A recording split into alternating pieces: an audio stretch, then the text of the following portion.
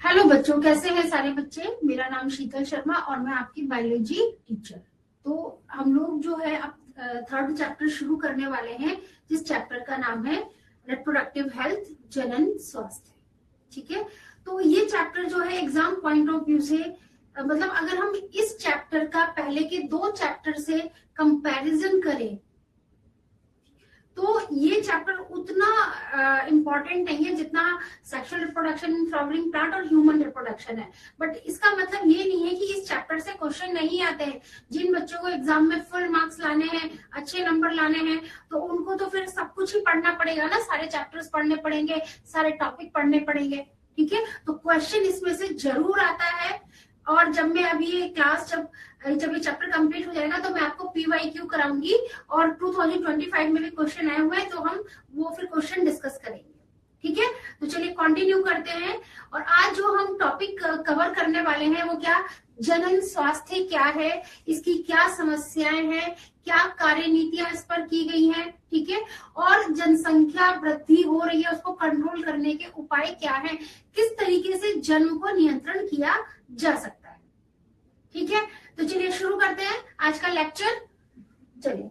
तो बेटा, जैसे कि आप लोगों को पता है कि अगर मैं किसी को बोलूं कि ये इंसान हेल्दी है, ये इंसान स्वस्थ है, या मैं बोलूं मैं स्वस्थ हूं, तो क्या अगर कोई इंसान देखने में स्वस्थ लग रहा है, क्या सच में वो स्वस्थ है? ठीक है। मान लीजिए वो देखने में बहुत अच्छा है, बहुत अट्रैक्टिव है, हेल्थ उसकी बहुत अच्छी है, लेकिन वो सही से किसी से बात नहीं करता, उसको बात करने का सेंस नहीं है, सबसे लड़ता रहता है। तो इसका क्या मतलब है? मतलब वो सोशल बिहेवियर उसका ठीक नहीं है, कहीं ना कहीं वो मेंटली डिस्टर्ब है। समझे? तो अगर मैं स्वास्थ्य की बात करूं, अगर मैं एक हेल्दी इंसान की बात करूं, तो वो किस तरीके से स्वस्थ होगा? जब वो फिजिकली, मेंटली, सोशली हर तरह से फिट है, तो ही वो इंसान क्या है, स्वस्थ है ना।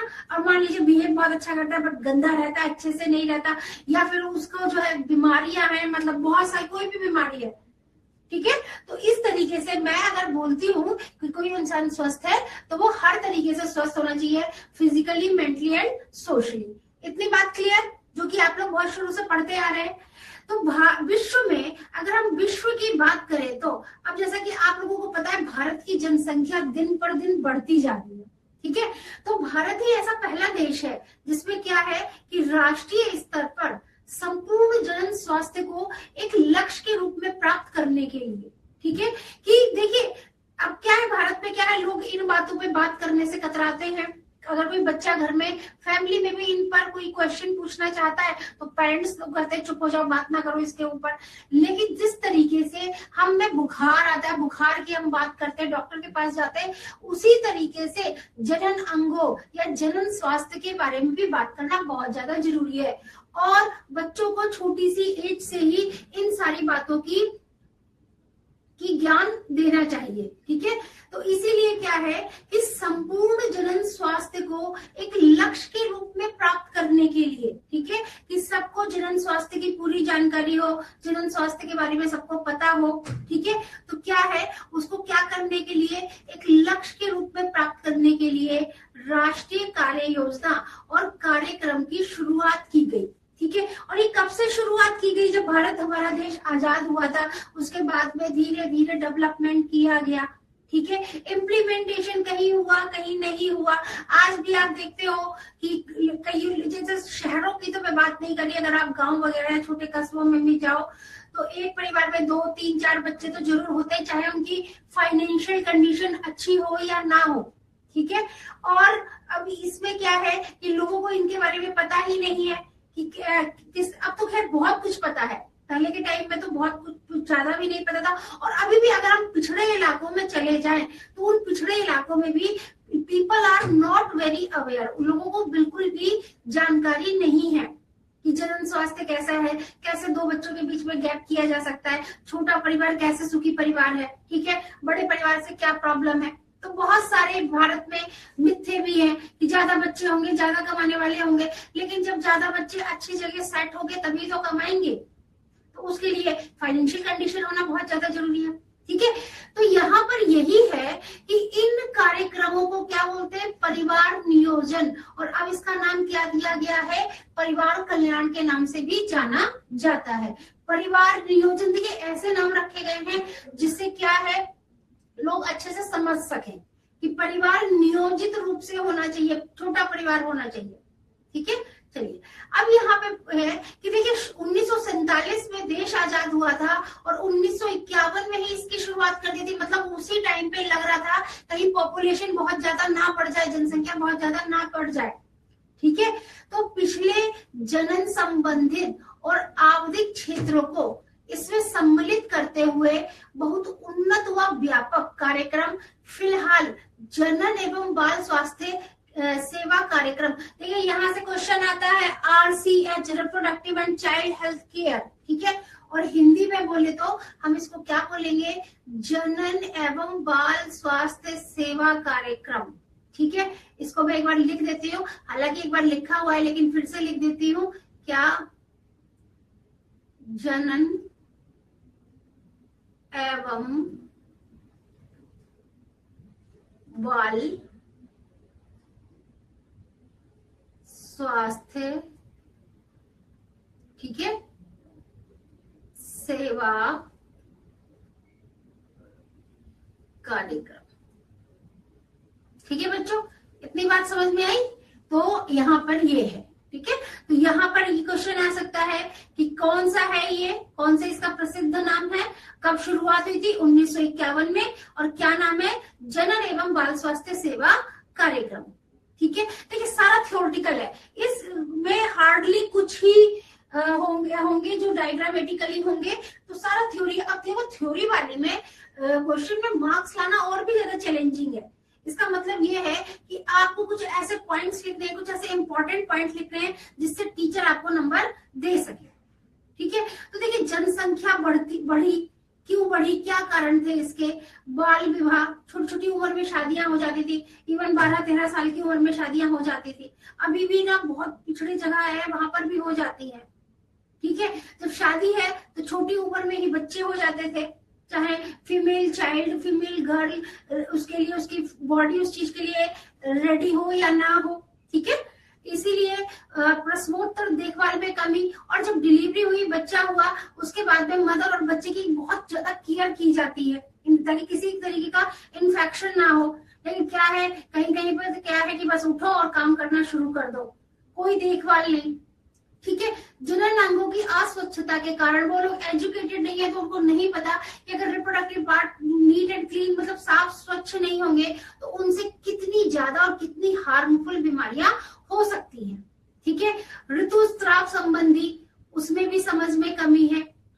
ठीक है, और गर्भ निरोधक क्या है, इसको कैसे लिया जाता है, कितने अंतराल में लिया जाता है, इससे कब नहीं लिया जाता, इन सब बातों की क्या है, इसमें अज्ञानता है। ठीक है, तो इन सब बातों का पता होना बहुत ज्यादा जरूरी है। अगर किसी को पता भी है तो वो लोग शर्माते हैं बात करने से, जबकि इन चीजों में जिस तरीके से और चीजों के बारे में बातें की जाती है, ऐसे ही इन सोशल इश्यूज के बारे में भी बात करना बहुत ज्यादा जरूरी है। कार्य नीतियां कि ऐसे कार्य, अब देखिए अब तो सोशल मीडिया का जमाना है, फोन सबके पास है, कोई भी चीज वायरल कर दो सबको पता लग जाता है। पहले के टाइम में ऐसा नहीं था, फोन ही नहीं थे। ठीक है, तो कैसे अवेयरनेस पहुंचाई जाए, तो लोग जो है मतलब एक जगह से दूसरी जगह नुक्कड़ नाटक करते थे, दीवारों पर छपवा देते थे, अखबारों में निकलवाते थे ताकि लोग पढ़े, हो सकता है उससे उनके माइंड में कुछ चेंज आए। ठीक है, तो परिवार नियोजन कार्यक्रम है, राष्ट्रीय जनसंख्या नीति है, और शहरी परिवार कल्याण योजनाएं हैं। ठीक है, इन योजनाओं के अंतर्गत क्या किया गया कि लोगों को अवेयर किया गया, लोगों को बताया गया छोटे परिवार से क्या सुख है, बड़े परिवार से क्या हार्म है। ठीक है, किस तरीके से मेंटेन किया जा सकता है। चलिए, तो बच्चों को यौन संबंधी, छोटे छोटे बच्चे हैं, ठीक है, अब क्या है, अगर उनको छोटी सी एज से ही हर एक चीज बताई जाए, गर्ल चाइल्ड को बताई जाए, एक एक बात बताया जाए, तो वो इन चीजों को समझ सकते हैं। ठीक है, तो बच्चों को यौन संबंधी विभिन्न पहलुओं के बारे में जानकारी उपलब्ध कराना। ठीक है, और यौन संबंधी भ्रांतियों और यौन संबंधी गलत धारणाओं से छुटकारा दिलाने में मदद करने के लिए, ठीक है, कि कोई मिथ फैल गया, कोई अफवाह फैल गई, कोई गलत बात फैल गई कि हाँ ये चीज गलत है, यौन संबंधी ये चीजें गलत है या ये सही है, तो लोगों के माइंड में तो यही चीज सेट हो जाती है, ठीक है। तो इसीलिए स्कूल में टीचर्स है या पेरेंट्स है या आसपास के जो लोग हैं, जो आसपास की सोसाइटी है, उनको क्या करना चाहिए कि लोगों को, बच्चों को एक सही धारणा देनी चाहिए कि गुड टच क्या है, बैड टच क्या है, या उसके अलावा मेंस्ट्रुअल साइकिल के बारे में बताना चाहिए, या एक शादी की एज बतानी चाहिए, ठीक है, क्या चीज कहाँ कैसे गलत हो सकती है, ये सारे पॉइंट्स क्लियर करने चाहिए, ठीक है। जनन अंगों की सफाई, किशोरावस्था एवं उससे संबंधित परिवर्तन, कि जैसे जैसे गर्ल और बॉय उनकी एज बढ़ती है, वो लोग प्यूबर्टी वाले पीरियड में आते हैं, तो उनके शरीर में काफी सारे चेंजेस आते हैं। तो वो चेंजेस क्यों हो रहे हैं, उनसे उनकी उस टाइम उनके मन में क्या बातें चलती हैं, वो उनको डिस्कस करना चाहिए, ठीक है। और यौन क्रियाएं सुरक्षित होनी चाहिए। यौन संचारित रोगों एवं और सबसे ज्यादा जो बीमारी है कौन सी, एड्स, जिसका इलाज ही नहीं है, ऐसे बीमारियों के बारे में सबको बताना बहुत ही ज्यादा जरूरी है, ठीक है। और यौन संचारित रोग, मान लीजिए एक पार्टनर है जिसको क्या है, कोई सेक्सुअल बीमारी है और दूसरा पार्टनर उससे सेक्सुअली जुड़ा हुआ है, तो उसको भी वो बीमारी हो जाती है। और अगर सपोज हो भी गई और कुछ आपको फील हो रहा है, तो आपको तुरंत ही डॉक्टर से, और अक्सर ऐसा डॉक्टर नहीं कि यहाँ पे कहीं पे तंबू गाड़ के बैठे हुए हैं वहां चले गए, नहीं, किसी क्वालिफाइड डॉक्टर के पास जाना चाहिए, ठीक है। देखिए, श्रव्य एवं दृश्य, ऑडियो विजुअल, तो पहले क्या होता था कि कुछ लोग हैं उन्होंने नाटक करके बताना शुरू किया कि देखिए बड़ा परिवार है, मान लीजिए एक परिवार में 5-6 बच्चे हैं, ठीक है, किसी के शर्ट है तो किसी की पैंट है, किसी के जूते हैं तो किसी के मोजे, भाई फाइनेंशियल कंडीशन इतनी स्ट्रांग नहीं है तो पढ़ाई क्या होगी, ठीक है। तो उनको बता दें, इस तरीके से नाटक कर करके अगर दिखाएंगे तो लोग देखेंगे, समझेंगे कि हाँ वाकई में छोटा परिवार भी सुखी परिवार है, ठीक है। तो यहाँ पर देखिए कि मुद्रित सामग्री की सहायता से सरकारी एवं गैर सरकारी संगठन जनता के बीच जनन संबंधी पहलुओं के प्रति जागरूकता पैदा करने के लिए विभिन्न उपाय कर रहे हैं, ठीक है। बहुत सारे एनजीओ हैं, ठीक है, जो क्या है, जो अलग अलग जगह पे जा रहे हैं, अगर उन्हें कहीं पे कोई प्रॉब्लम दिखती है, कहीं पे कुछ दिखता है, तो वहां जाके झुग्गियों में जाते हैं, वहां पे सैनिटरी पैड्स भी फ्री देते हैं, बताते हैं इसकी वैल्यू, ठीक है, कि क्या जनन स्वास्थ्य क्या है, कैसे इसको मेंटेन करना चाहिए, किस तरीके से पॉपुलेशन को कंट्रोल करना चाहिए, किस तरीके से छोटा परिवार सुखी परिवार है, ठीक है। तो भारत में परिवार नियोजन का प्रारंभ बच्चों 1951 में हुआ था, ठीक है। और सबसे पहले ना भारत ने ही इस पे स्टैंड लिया था, देखिए, और भारत ने स्टैंड लिया, भारत की ही पॉपुलेशन इतनी ज्यादा है, और कंट्रीज में तो फिर भी मेंटेन है। हमारे यहाँ एक्चुअली मिथ बहुत ज्यादा है कि मान लीजिए 2 लड़कियां हैं तो जब तक लड़का पैदा नहीं होगा बस और बच्चे होते रहे, चाहे वो लड़की ही होते रहे, उनको कोई मतलब नहीं है कि कितना शोषण है, कितना बच्चों के साथ गलत है, जो बच्चे हैं उनके साथ उनको प्रॉपर केयर नहीं है, ठीक है, चाहे 4 लड़कियां हो जाए, चाहे 5 लड़कियां हो जाए, पर लड़का जब तक नहीं होगा तो बच्चे बस होते रहेंगे, ठीक है। तो इस टाइप का ये जो प्रॉब्लम है, ये बहुत ही क्रिटिकल प्रॉब्लम है। जनन स्वास्थ्य के लक्ष्यों की प्राप्ति, ये सर्वप्रथम बहुत बड़ा प्रयास था, ठीक है, इसमें काम किया गया। इस कार्यक्रम को प्रारंभ कर भारत विश्व का पहला ऐसा देश बन गया था। तो यहाँ से भी क्वेश्चन आ सकता है कि कब शुरू हुआ था और भारत जो है कौन सा देश बन गया था, पहला, उसने ही ये सब नीतियां शुरू की थी, ठीक है।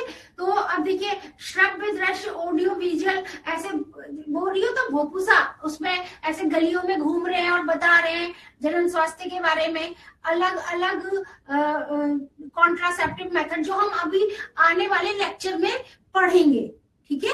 तो उनमें हम पढ़ेंगे कि उनको किस तरीके से यूज भी किया जाता है, उनको किस तरीके से प्रयोग भी किया जाता है, ठीक है। चलिए, अब यहाँ पे लोगों को बताना जनन अंगों के बारे में, किशोरा गर्भावस्था में कैसे शरीर में परिवर्तन हो रहे हैं और क्यों हो रहे हैं और इस टाइम पर क्या करना चाहिए। ठीक है, सुरक्षित और स्वस्थ स्वच्छ यौन क्रियाएं। ठीक है, यौन संचारित रोगों, वो रोग जो कैसे हो रहे हैं, सेक्सुअली हो रहे हैं। ठीक है, एड्स के बारे में जानकारी कलेक्ट करना। ठीक है, विशेष रूप से किशोर आयु वर्ग में जनन संबंधी स्वास्थ्य जीवन बिताने में सहायक होती है। ठीक है, जब प्यूबर्टी का टाइम आ रहा है, प्यूबर्टी के टाइम में अगर फिजिकली, मेंटली, सोशली बॉडी के अंदर कुछ चेंजेस हो रहे हैं तो उनको समझना चाहिए। ठीक है, अब क्या है, अनियंत्रित जनसंख्या वृद्धि से होने वाली, अब आप बताएंगे कि जब जनसंख्या बहुत ज्यादा बढ़ती है तो कितनी ज्यादा प्रॉब्लम आती है। सबसे बेसिक नीड क्या है, रोटी कपड़ा और मकान, और रोटी कपड़ा और मकान में भी उससे भी बेसिक नीड क्या है, फूड, भोजन। ठीक है, तो भोजन की ही कमी पड़ जाएगी। जब जनसंख्या बढ़ती जा रही है उतना डेवलपमेंट नहीं है, ग्रोथ नहीं है उतनी। ठीक है, तो सामाजिक, जैसे कि फिर क्या होगा इन सब चीजों से, जब उस अवेयर नहीं है, अज्ञान है, तो सामाजिक उत्पीड़न जैसे कि यौन दुरुपयोग, यौन संबंधी अपराधों आदि के बारे में जागरूकता पैदा करने की आवश्यकता है। ठीक है, कि यौन संबंधी जो अपराध होते हैं, इतने सारे बलात्कार, रेप केसेस होते हैं। ठीक है, तो उनके बारे में जानकारी देना, छोटी उम्र के बच्चों को सब कुछ बताना, सब कुछ समझाना बहुत ही ज्यादा जरूरी है। ठीक है, लोगों को जनन संबंधी समस्याएं जैसे क्या है, गर्भता, प्रेगनेंसी, प्रसव, बच्चे का पैदा होना, यौन संचारित रोग। ठीक है, कि यौन अंगों में, सेक्सुअल पार्ट में इन्फेक्शन हो गया, गर्भपात क्या हो गया कि अबॉर्शन करवा लिया, या अपने आप ही मतलब प्रेगनेंसी के टाइम में प्रेगनेंसी नहीं रही और बच्चा जो है पहले ही खत्म हो गया। ठीक है, गर्भ निरोधक गोलियां क्या है, माहवारी क्या है, बंध्यता, बांझपन क्या है, जो कि बेसिक प्रॉब्लम्स हैं और इनके बारे में लोग नहीं बातें करते। क्या करेंगे, ज्यादा से ज्यादा ताने मार देंगे कि उसके बच्चा नहीं है, इसके बच्चा नहीं है, या इसके साथ ये प्रॉब्लम है, उसके साथ ये प्रॉब्लम है। ठीक है, तो आदि के बारे में चिकित्सा सहायता एवं देखभाल उपलब्ध कराना बहुत ज्यादा जरूरी है। ठीक है, लिंग, अब देखिए एक बहुत ही इंपॉर्टेंट टेक्निक क्या है, एमनियोसेंटेसिस।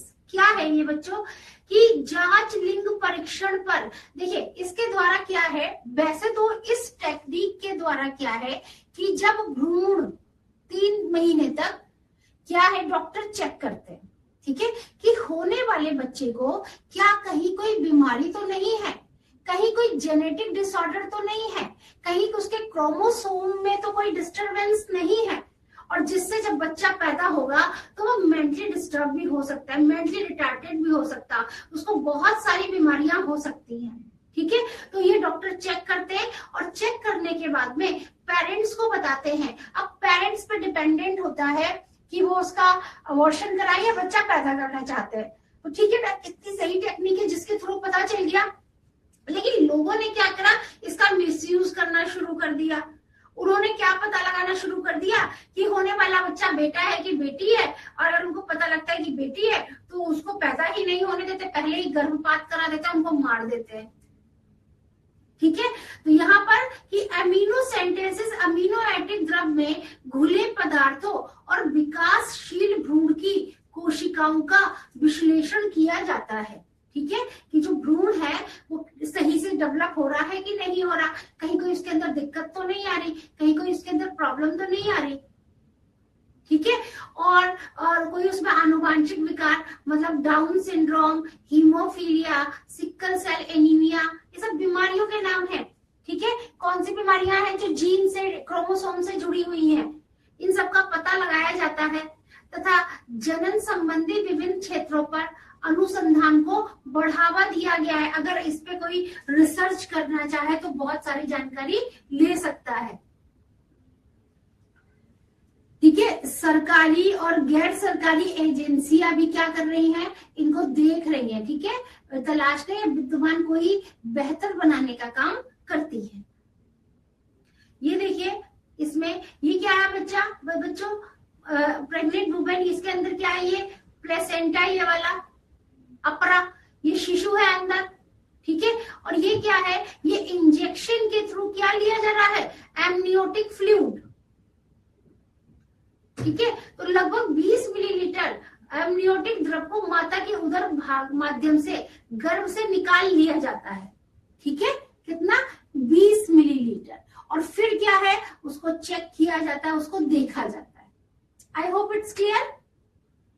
चलिए अब अगला टॉपिक हमारा इसी में क्या है, जनसंख्या। अब आप देख रहे होंगे बच्चों की इसमें इजी चैप्टर है, ठीक है, बिल्कुल इजी है, समझ में आ रहा है, हाँ। लेकिन इसमें पॉइंट्स बनाने और होंगे, पॉइंट्स को लिखना पड़ेगा, तो वहां पर आपको मेहनत करनी पड़ेगी, ठीक है। तो किसी निश्चित समय में किसी विशेष क्षेत्र में मौजूद प्रजातियों के व्यक्तियों की कुल संख्या, ठीक है, क्या है कि कहां पर, अगर मैं जनसंख्या की आपसे ही भाषा पूछूं तो आप बता देंगे कि कोई निश्चित समय किसी एक क्षेत्र, वहां पे कितनी प्रजातियां हैं, ठीक है, उनकी कुल जनसंख्या कितनी है, उसको क्या बोलते हैं, उसको बोलते हैं क्या, जनसंख्या,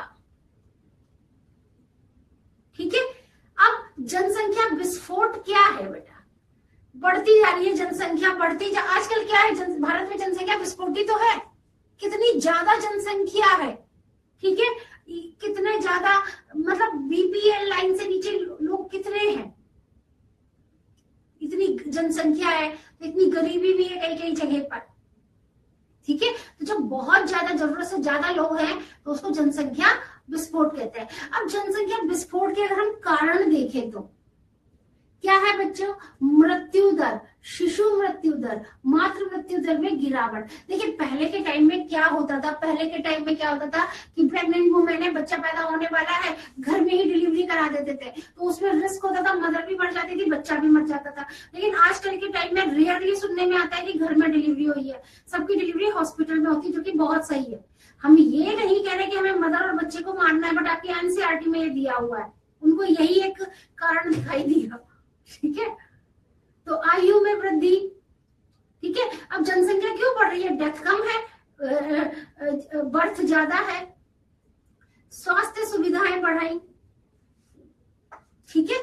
चलिए अब आगे, अब जनसंख्या विस्फोट के कारण क्या है, प्रजनन, जब जनसंख्या बढ़ रही है तो प्रजनन आयु के लोगों की संख्या भी बढ़ेगी।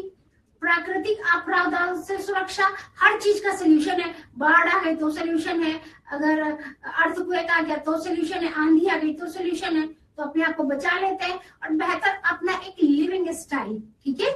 इन लोगों का क्या है, एक अपना हेल्दी लिविंग स्टाइल है कि व्यायाम करना, क्या खाना, क्या पीना, और तुरंत प्रॉब्लम होते ही डॉक्टर के पास जाना, ठीक है। अब यहाँ पर क्या है कि हमको क्या करना है कि कैसे भी करके जनसंख्या ना बढ़े, तो सबसे जो मस्ट है बच्चों, शिक्षा देना, एजुकेट करना, ठीक है। और शादी जो हो वो एक, जो गवर्नमेंट ने एक एज बनाई है, लड़कियों की 18 साल, लड़कों की 21 साल, ठीक है। तो 18 और 21 साल, इसमें मैं तो कह रही हूँ इससे भी थोड़ा आगे बढ़ा देनी चाहिए। अगर कोई छोटा परिवार है तो क्या करना है, गवर्नमेंट को उसको पैसे देने हैं, उसको इंसेंटिव देना है, परिवार नियोजन के तरीके को समझाना है, ठीक है। जन्म नियंत्रण और गर्भ निरोधक, ठीक है। तो जन्म नियंत्रण कोई विधि या उपकरण है जो किसी आबादी में नए व्यक्ति के जन्म को रोकता है, बिल्कुल कैसे भी करके जन्म पे क्या करना है बच्चों, कंट्रोल करना है, समझे मेरी बात। तो सन 1900 ईस्वी में, अब देखो पूरे विश्व की जनसंख्या कितनी थी, लगभग 2 अरब थी 1900 में। फिर 2000 ईस्वी में तेजी से बढ़कर कितनी हो गई, 6 अरब, 2000 मिलियन, 6000 मिलियन, और 2011 में बच्चों कितने हो गए, 7.2 अरब। ठीक है, यही प्रवृत्ति भारत में भी देखी गई। अब भारत का अपना अलग ही चल रहा है। इनमें क्या है कि यहाँ पर हमारी जनसंख्या जो देश की आजादी के समय 350 मिलियन अर्थात 35 करोड़ थी। यहाँ से क्वेश्चन आता है 35 करोड़ थी। फिर 2000 ईस्वी में क्या है कि ये बढ़कर कितनी हो गई 1000 बिलियन, और 2011 में कितनी हो गई 1.2 बिलियन। अब 2025 चल रहा है, अब पता नहीं कितनी हो गई होगी। ठीक है, कमी तो है नहीं, बढ़ती ही जा रही है। तो आजकल व्यापक परिधि के गर्भ निरोधक साधन आसानी से उपलब्ध हैं। इन्हें मोटे तौर पर निम्न श्रेणियों में कि किस तरीके से गर्भ निरोधक यूज किया जा सकता है और कैसे इन सबको कंट्रोल किया जा सकता है जनसंख्या। ठीक है, तो विवाह की स्त्रियों की आयु 18 वर्ष, पुरुषों की आयु 21 वर्ष। ठीक है, और क्या है लघु परिवार के जोड़ों को प्रोत्साहित किया जाता है कि एक परिवार में एक बच्चा। ठीक है, अब तो एक ही बच्चा है, पहले क्या बोलते थे कि इसमें क्या है हम दो हमारे दो, बट अब आ गया हम दो हमारा एक ही बच्चे को सही से पढ़ाना, सही एजुकेशन देना, एक अच्छा लाइफस्टाइल देना, जो कि बहुत ही ज्यादा मुश्किल है एक मिडिल क्लास फैमिली के लिए। और आगे आने वाले टाइम में तो हम दो हमारा एक भी नहीं, हम ही जी ले, हम ही खा ले, हम ही सेट हो ले, वही बड़ी बात है। ठीक है, तो अब देखिए ये विधि या तो पुरुष के शुक्राणु के महिला के अंडाणु तक पहुंचने और प्रवेश कराने से रोकने या निषेचित अंडों को महिला के गर्भाशय में प्रत्यारोपित होने या बढ़ने से रोकने पर आधारित है। ठीक है, ये कॉन्ट्रासेप्शन मेथड में कैसे भी करके शुक्राणु और अंडाणु को मिलने नहीं देना। ठीक है, तो क्यों? क्योंकि वो मिलेंगे तो क्या होगा, फिर आगे प्रेगनेंसी हो सकती है। ठीक है, तो यहाँ से भी क्वेश्चन आता है कि एक आदर्श गर्भ निरोधक कैसा होना चाहिए बच्चों? आसानी से उपलब्ध हो, सस्ता हो, जिसको सब लोग ले सके। ठीक है, गरीब आदमी भी ले सके, प्रभावी हो लेकिन बिना किसी या कम से कम दुष्प्रभावों की प्रतिवृत्ति भी हो। ठीक है, मतलब उससे कोई साइड इफेक्ट ना हो जाए, ये किसी भी तरह से यौन ड्राइव या उपयोगकर्ता के और जो उसकी सेक्सुअल लाइफ है उसको क्या करे, उसको डिस्टर्ब ना करे। ठीक है, तो यहाँ पर क्या है कि गर्भ निरोधक विधियां उपलब्ध हैं। कैसे इनको डिवाइड किया गया है? देखो बेटा, प्राकृतिक और पारंपरिक तरीके क्या है कि डिंब और शुक्राणु के मिलने की संभावना से बचने के सिद्धांत पर काम करना, जो प्राकृतिक तरीके हैं। और बैरियर कि दोनों के बीच में कुछ ऐसा बैरियर लगा दो कि दोनों जुड़ ही ना पाए। ठीक है, तो डिंब और शुक्राणुओं के बाधाओं को मदद से शारीरिक रूप से मिलने में रोका जाता है। रासायनिक तरीके क्या है बच्चों कि प्रोजेस्टेरोन या प्रोजेस्टेरोन एस्ट्रोजन संयोजनों की छोटी खुराक का, मतलब इनको मिला के कोई दवाई बनाई गई है। ठीक है, मौखिक प्रशासन महिलाओं द्वारा उपयोग की जाने वाली क्या है, ये गर्भ निरोधक विधि है। और सर्जिकल हस्तक्षेप युग्मक परिवहन को अवरोध करता है, मतलब मेल और फीमेल मादा और नर के अंदर इस तरीके से क्या कर दिया गया, सर्जरी कर दी गई, ऑपरेशन कर दिया गया कि उनमें क्या है कि वो आगे बढ़े ही नहीं, अवरुद्ध हो जाए। युग्मक जो नर युग्मक मादा युग्मक है उनका परिवहन ही ना हो सके, और क्या, और वहां गर्भाधान को रोकता है। ठीक है, अब देखिए कि प्राकृतिक या पारंपरिक तरीके कि चूंकि प्राकृतिक तरीकों से कोई दवा या उपकरण उपयोग में नहीं किया जाता है तो इनका दुष्प्रभाव बिल्कुल शून्य है, लेकिन इस विधि की विफलता की संभावना अधिक है। ठीक है बच्चों, तो आई होप आपको आज का लेक्चर समझ में आया होगा। हमने बहुत ही इजी तरीके से चैप्टर का इंट्रोडक्शन किया। हमने पढ़ा कि यौन रोग क्या हो सकते हैं, यौन रोगों से हमको लोगों के अंदर कैसे अवेयरनेस पहुंचानी है। हम जनसंख्या के बारे में हमने पढ़ा कि पहले भारत की जनसंख्या क्या थी। ठीक है, और अब अगर हम इसको रोकेंगे नहीं तो इसके कितने ज्यादा दुष्परिणाम हो सकते हैं। ठीक है, तो आई होप आपको आज का लेक्चर समझ में आया होगा बच्चों। फिर भी कोई आपको सजेशन देना है तो आप कमेंट में दे सकते हैं। आप हमारे चैनल को लाइक करें, सब्सक्राइब करें, शेयर करें। आप फिलो ऐप डाउनलोड कर लीजिए और with in 60 second you can connect with your teacher. You can ask any question any time anywhere. ठीक है, और अगर इसमें आपको आप हमारा चैनल सब्सक्राइब कर लीजिए ताकि आपको आने वाली सारी अपडेटेड वीडियो टाइम टाइम पर मिलती रहे। ठीक है, तो चलिए अगले लेक्चर में हम लोग पढ़ेंगे क्या, कॉन्ट्रासेप्टिव मेथड के बारे में। ठीक है बच्चों, सो बाय एवरीवन, मिलते हैं अगले लेक्चर में।